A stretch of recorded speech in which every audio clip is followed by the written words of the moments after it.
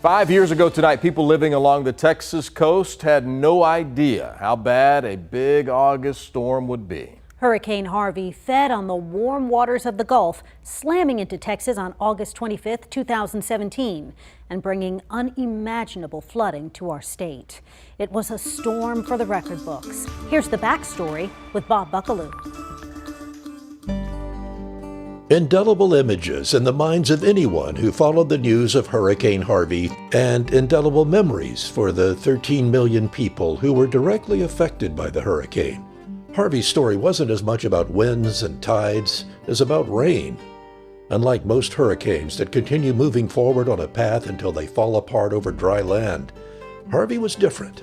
It struck the Texas coast 3 times and simply refused to move. An entire year's worth of rain fell in 1 week in southeast Texas.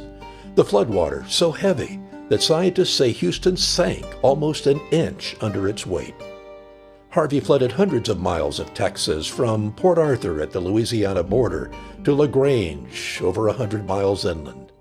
The second worst hurricane since 1900 in the amount of property damage, $125 billion.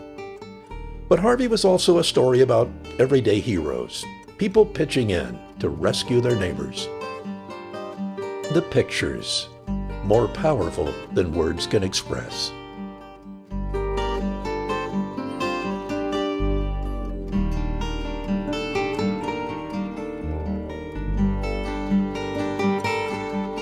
Hurricane Harvey, gone, and still very much with us.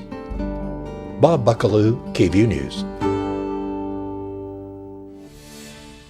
Thank you, Bob.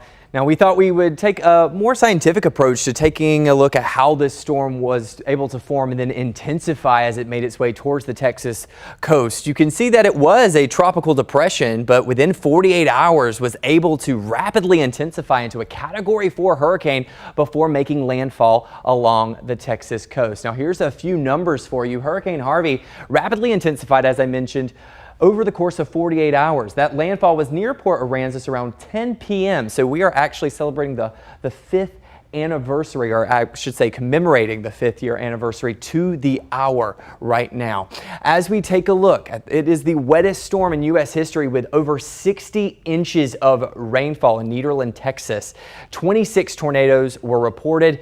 There was over 11 feet of storm surge in Harris County, and gusts recorded up to 152 miles per hour.